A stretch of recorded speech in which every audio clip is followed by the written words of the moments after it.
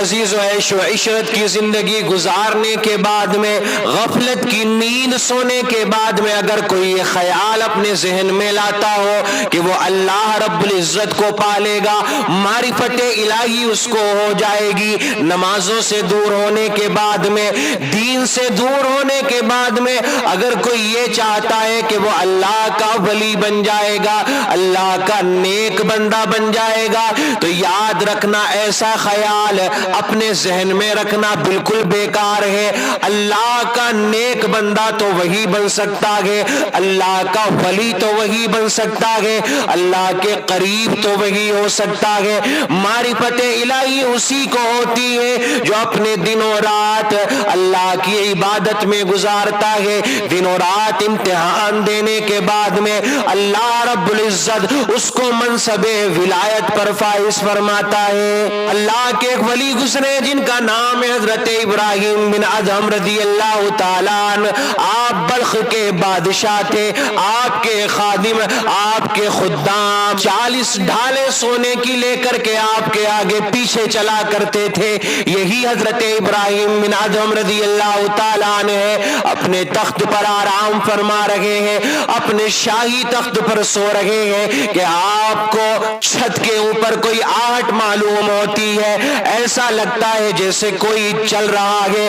آپ نے آواز لگائی، اے چھت پہ چلنے والے انسان، ذرا یہ تو بتا کہ اتنی رات کو تو چھت پر کیا کر رہا ہے، تیرا اتنی رات میں چھت پر کیا کام ہے؟ وہ شخص آواز دیتا ہے، اے ابراہیم بن ادہم رضی اللہ تعالیٰ عنہ، میں چھت پر اپنے اونٹ کو تلاش کر رہا ہوں، میں اپنے اونٹ کو چھت پر ڈھونڈ رہا ہوں۔ حضرت ابراہیم بن ادہم رضی اللہ تعالیٰ عنہ فرماتے ہیں، اے احمق انسان، ذرا یہ تو بتا کہ چھت پر بھی اونٹ ملتا ہوگا، چھت پر تیرا اونٹ پہنچا کیسے ہے، چھت پر اونٹ کیسے مل پائے گا؟ تو وہ شخص جواب دیتا ہے، اور اس نے ایسا جواب دیا کہ جس نے حضرت ابراہیم بن ادہم رضی اللہ تعالیٰ عنہ کو جھنجھوڑ کر رکھ دیا، آپ کی زندگی کو بدل کر رکھ دیا، آپ کی زندگی کو تبدیل کر دیا۔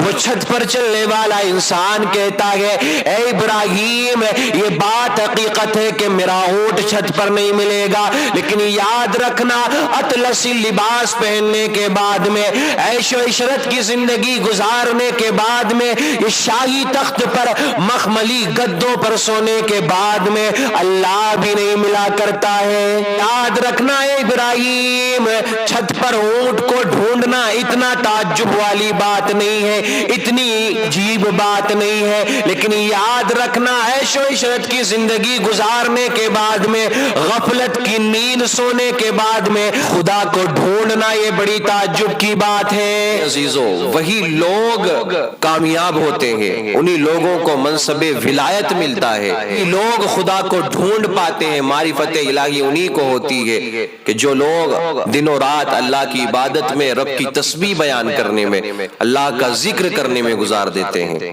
حضرت ابراہیم بن ادہم رضی اللہ تعالیٰ عنہ، جب آپ صبح میں اٹھے نا، اور اٹھنے کے بعد میں دربار لگتا ہے، آپ جا کر کے پوری شان و شوکت کے ساتھ میں تخت شاہی پر بیٹھے کہ آپ کیا دیکھتے ہیں کہ ایک بڑے روب و دبدبے والا شخص آپ کے دربار میں آ رہا ہے۔ سارے خدام، سارے خادم اس شخص کے روب و دبدبے کو دیکھ رہے ہیں، کسی کی یہ ہمت نہیں ہوئی کہ اس کو آنے سے روک لیتا۔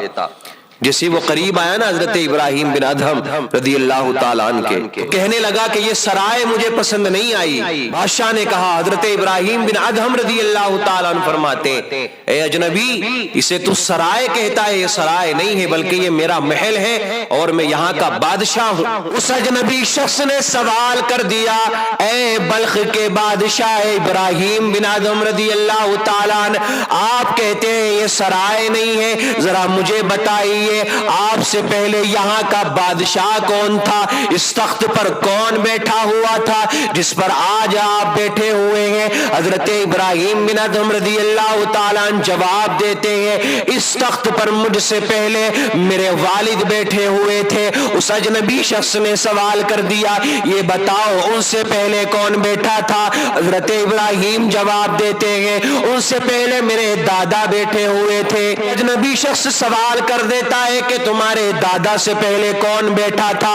حضرت ابراہیم بن ادھم رضی اللہ تعالیٰ عنہ جواب دیتے ہیں میرے دادا سے پہلے میرے دادا کے والد بیٹھے تھے۔ تو وہ اجنبی شخص جواب دیتا ہے اے ابراہیم بن ادھم رضی اللہ تعالیٰ عنہ، اب آپ بیٹھے ہیں، آپ سے پہلے آپ کے والد تھے، ان سے پہلے ان کے والد تھے، ان سے پہلے ان کے والد تھے۔ یاد رکھنا ابراہیم، سرائے اسی کو کہا جاتا ہے کہ جہاں پر ایک آتا ہے دوسرا چلا جاتا ہے۔ اب میں نے جو اس کو سرائے کہا ہے وہ غلط نہیں کہا، بلکہ اسی بنیاد پر کہا ہے آج آپ بیٹھے ہو، کل کو آپ کا بیٹا بیٹھے گا، یہاں پر آنے جانے کا سلسلہ چلتا رہے گا۔ وہ اجنبی شخص حضرت ابراہیم بن ادھم رضی اللہ تعالی عنہ کو جھنجھوڑنے کے بعد میں، یہ جواب دینے کے بعد میں چلا جاتا ہے۔ حضرت ابراہیم بن ادھم رضی اللہ تعالی عنہ بڑے متاثر ہوئے اس کی بات سے، بڑا تعجب آپ کو ہوا، آپ اس شخص کے پیچھے چلے جاتے ہیں، جاتے رہے یہاں تک کہ آپ نے اس شخص کو تلاش کر لیا اور سوال کیا اے اجنبی شخص ذرا یہ تو بتا کہ تو کون ہے جس نے میرے دل کی دنیا کو جھنجھوڑ کر کے رکھ دیا ہے، تبدیل کر کے رکھ دیا ہے، بدل کر کے رکھ دیا ہے؟ تو وہ اجنبی شخص کہتا ہے اے ابراہیم میں کوئی اور نہیں ہوں، میں خضر ہوں۔ روایت کے اندر آتا ہے کہ حضرت خضر علیہ السلام کی باتوں کا ایسا اثر پہنچا حضرت ابراہیم بن ادھم رضی اللہ تعالی عنہ کے دل پر کہ آپ نے شاہی تخت کو چھوڑ دیا، سلطنت کو چھوڑ دیا، 9 سال تک ایک غار میں زندگی گزارتے رہے اور آپ وہیں پر ریاضت کرتے رہے، عبادت کرتے رہے، اللہ کی تسبیح، اللہ کی حمد بیان کرتے رہے۔ بعد میں آپ کا نام اللہ کے برگزیدہ بندوں میں ہونے لگا اور اللہ کے ولیوں میں آپ کا نام شامل ہو گیا۔ 9 برس غار میں گزارنے کے بعد میں معرفت الہی آپ کو ہو جاتی ہے، اللہ رب العزت منصب ولایت پر فائز فرما دیتا ہے۔ روز بیٹھے تھے نا دریا کے کنارے حضرت ابراہیم بن ادھم رضی اللہ تعالیٰ عنہ، اپنے پیراہن کو سی رہے تھے اپنے ہاتھوں سے کہ ایک امیر شخص کا گزر ادھر سے ہوتا ہے۔ وہ شخص کہتا ہے کہ دیکھو حضرت ابراہیم بن ادھم رضی اللہ تعالیٰ عنہ کو کہ تخت شاہی کو چھوڑ کر، عیش و عشرت کی زندگی کو چھوڑ کر کیسی زندگی گزار رہے ہیں۔ یہ حالت آ گئی، ایسی نوبت آ گئی کہ اپنے ہاتھ سے اپنے پیراہن کو سینا پڑ رہا ہے۔ حضرت ابراہیم بن ادھم رضی اللہ تعالیٰ نے جب اتنا سنا تو آپ جس سوئی سے اپنے پیراہن کو سی رہے تھے، آپ نے اس سوئی کو دریا کے اندر پھینک دیا اور آپ نے بلند آواز سے کہا اے دریا کی مچھلیوں، مجھے اپنی سوئی واپس لا کر کے دو، مجھے میری سوئی چاہیے۔ اب یہ تم جانو کہ تمہیں کیسے لانا ہے۔ اللہ اکبر کبیرہ۔ میرے عزیزوں، جو اللہ کے ولی ہوتے ہیں نا پھر ان کی باتیں بھی اسی طرح عجیب ہوتی ہیں، پھر اللہ رب العزت ان کو وہ اختیارات عطا فرماتا ہے۔ روایت کے اندر آتا ہے کہ مچھلیوں نے سوئی کو ڈھونڈنا شروع کیا اور ہزاروں کی تعداد میں مچھلیاں اپنے منہ میں سونے کی سوئی لے کر کے آ جاتی ہیں۔ حضرت ابراہیم بن ادھم رضی اللہ تعالیٰ فرماتے ہیں اے دریا کی مچھلیوں، مجھے سونے کی سوئی نہیں چاہیے بلکہ مجھے میری وہی سوئی چاہیے کہ جس سے میں اپنے پیراہن کو سی رہا تھا۔ ایک چھوٹی سی مچھلی آتی ہے اور وہ اسی سوئی کو لے کر کے آتی ہے کہ جو آپ کی سوئی تھی، آپ جس سے اپنے پیراہن کو سی رہے تھے۔ اللہ اکبر کبیرہ۔ جب اس شخص نے اس واقعے کو دیکھا تو اس شخص کو بڑا تعجب ہوا۔ حضرت ابراہیم بن ادھم فرماتے ہیں اے امیر شخص ذرا یہ بتا کہ وہ تخت شاہی والی زندگی بہتر تھی کہ یہ زندگی زیادہ بہتر ہے؟ تو یاد رکھنا میرے عزیزو، اس دنیا کو سب کچھ سمجھنے والوں، یہ دنیا ایک سرائے ہے، ایک جاتا ہے دوسرا آ جاتا ہے۔ آج آپ موجود ہیں، کل کو آپ کی اولاد رہے گی، پھر ان کی اولاد رہے گی۔ پیچھے کی زندگی دیکھو تو آپ کے آبا و اجداد اس دنیا میں رہے، یہ بھی ایک سرائے ہے، اسی کو اپنا حقیقی گھر نہ مان لینا، یہاں پر عیش و عشرت کی زندگی نہ گزارنا، غفلت کی نیند نہ سو جانا۔ یاد رکھنا یہی پر ہمیں محنت کرنا ہے، اسی دنیا میں ہمیں اللہ کی عبادت کرنا ہے، پھر دوبارہ موقع نہیں ملنے والا ہے۔ اللہ کی حمد بیان کرتے رہیں گے، رب کعبہ کی قسم دنیا و آخرت میں کامیابی حاصل ہو جائے گی۔ کچھ لوگوں کا تو یہ خیال رہتا ہے نا کہ بس یہیں پر زندگی گزار لو، بعد میں جو ہوگا دیکھا جائے گا۔ اور یاد رکھ دیکھا تو کسی سے نہیں جائے گا۔ یہ تو اللہ کے رحم کی بات ہے کہ اتنے گناہ ہونے کے بعد میں بھی عیش و عشرت کی زندگی گزارنے کے بعد بھی ادھر اذان ہو رہی ہے، ادھر ہم اپنے بستروں پر نرم نرم گرم گرم بستروں پر آرام کر رہے ہیں، اس کے بعد بھی اللہ ہمیں رزق دے رہا ہے۔